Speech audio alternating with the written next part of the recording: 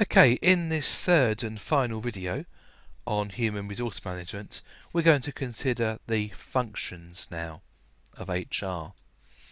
And HR does contribute very much to the success of an organisation in many ways.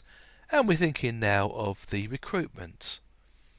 So actually recruiting that member of staff, recruiting for interview, the selection, the induction, the legal environment, training and development, performance management, and the dismissal. So looking at these in turn, if we consider the recruitment, well, it's actually coming up and establishing what are the requirements of the post. Once we know that, thinking about the candidates. How are we going to source candidates to apply for it? Is it going to be through advertising? Or is it going to be through headhunting?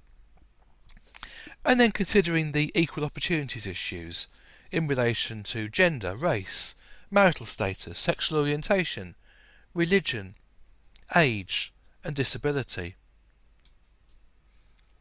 Once we've actually started advertising for the role, then we're going to have a number of applications and we need to consider selection.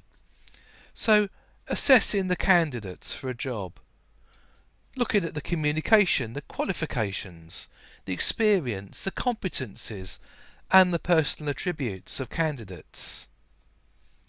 Then we think about the whole interviewing process, which is really key that it's a two-way process.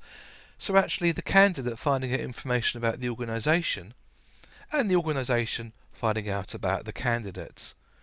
And looking at perhaps the environment in which this information can be shared effectively. Does the role require any sort of form of testing? And this can actually be quite a useful addition to interviewing. But it's only useful when it actually does provide information that you actually need, rather than just doing it for the sake of it. Once you've recruited staff, it's then the case of considering the induction. Because you really need to have a good induction programme to prevent early departure of new staff. So at the end of that first day, that staff member doesn't just go home and not come back. The new person for the role will need a letter offering the job. They need a contract. There may be other relevant paperwork which is needed. They'll need some socialisation into the company culture, and we've been discussing company culture and just how important it is people actually know how it works, what it is, to help them fit in.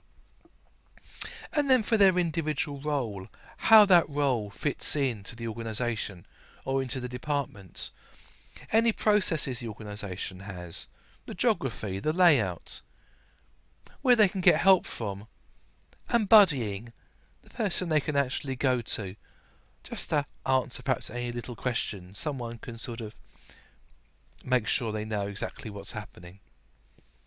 The legal environment, really a crucial area to get right. The contract of employment, the minimum wage or the living wage, the European Working Hours Directive, the Equalities Acts, the contributions to employees' pensions, health and safety legislation, and so many more. And it's so vital that these are dealt with, and these are dealt with correctly.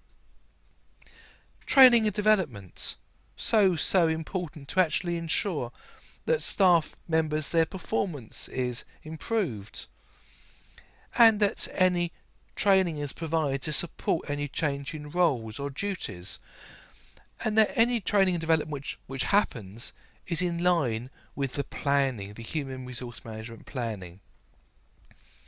The need to consider training versus recruitment. Is this something we can actually recruit from inside the organisation by providing that training or providing people with the right qualifications? Or do we actually need to recruit someone with these specifically? The job satisfaction. If people are satisfied in their job, in their role, they're much more likely to stay. The assessment of the individual's needs. And any coaching and any mentoring that's needed. And finally, in the performance management. So thinking about appraisals, actually setting specific objectives for employees, the evaluation of their performance, and setting their targets, often SMART targets, and SMART standing for something which is specific, it's measurable, it's achievable, it's realistic, and it's timed or on a timescale. Checking that the individual performances do relate to the company performance. And there's often two-way feedback. Not just once a year, but it happens frequently. And possibly considering 360 degrees appraisal. When we talk about 360 degrees appraisal, we think about feedback that comes from members of an employee's immediate work circle. And most often in this type of feedback, it includes direct feedback from the employee's subordinates, their peers or colleagues, their supervisors, as well as a self-evaluation.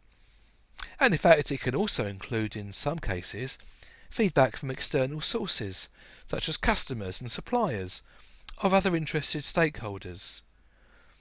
It may be contrasted with upward feedback, where managers are given feedback only by their direct reports, or perhaps a traditional performance appraisal, where the employees are mostly often reviewed only by their managers.